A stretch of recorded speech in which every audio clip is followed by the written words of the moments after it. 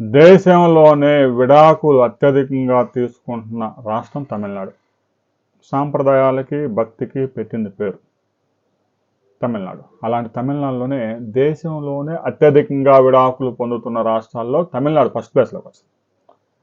సహజంగా ఏ పంజాబో ఏ ఢిల్లీయో అలాంటి నగరాలు, ఢిల్లీ లాంటి నగరం పంజాబ్ లాంటి రాష్ట్రం ఉండాల్సింది, కానీ తమిళనాడు ఈ ప్లేస్లోకి వచ్చింది.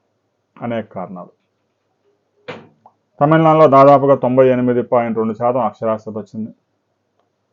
52% మంది పైగా వివాహిత జనాభా ఉన్నారు. జనాభా వృద్ధి రేటు కూడా దారుణంగా పడిపోయింది. ముఖ్యంగా మహిళల్లో విద్య బాగా పెరిగింది. అక్షరాస్యత వారంతా బాగా ఉన్నత చదువులు చదువుతూ ఉన్నారు. 69% మంది గ్రాడ్యుయేట్లు ఈ మధ్యకాలంలో ఈ జంజి తరంలో చదువుతూ ఉన్నారు. వారంతా ఉద్యోగాల కోసం ప్రయత్నాలు చేస్తూ ఉన్నారు. పారిశ్రామిక రాష్ట్రం కాబట్టి పెద్ద ఎత్తున ఉద్యోగాలు వచ్చాయి. వివాహాల విషయంలో కూడా వారు ఆచితూచి వ్యవహరిస్తూ ఉన్నారు. 70% మంది మహిళలు 21 సంవత్సరాలు దాటిన తర్వాత మాత్రమే వివాహాలు చేసుకుంటూ ఉన్నారు. చాలామంది లైఫ్లో సెటిల్ అయిన తర్వాత అంటే దాదాపుగా 30 సంవత్సరాలు వచ్చే వరకు కూడా ఆగుతూ ఉన్నారు. దీంతో సంతాన వృద్ధి రేటు 0.8%కి పడిపోయింది.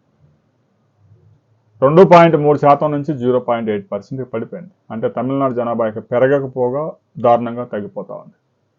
ఇక విడాకుల విషయానికి వచ్చేసరికి దేశంలోనే అత్యధికంగా తమిళనాడులో 11.6% నమోదు కావడం ఆందోళన కలిగిస్తూ ఉంది.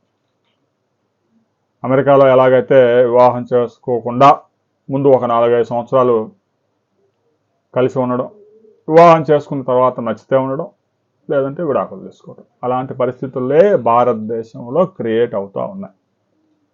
అంటే విద్య పెరిగే కొద్దీ కలిసి ఉండడానికి ఇష్టపడటం లేదు. అంటే ఎవరి స్వేచ్ఛ వారు కోరుకుంటూ ఉన్నారు.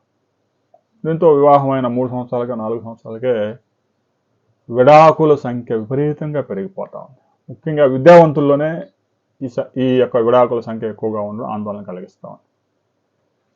పెద్దగా చదువులేని కూలి పనులు చేసుకునేవారు, వాళ్ళల్లో విడాకుల శాతం చాలా తక్కువగా ఉంది.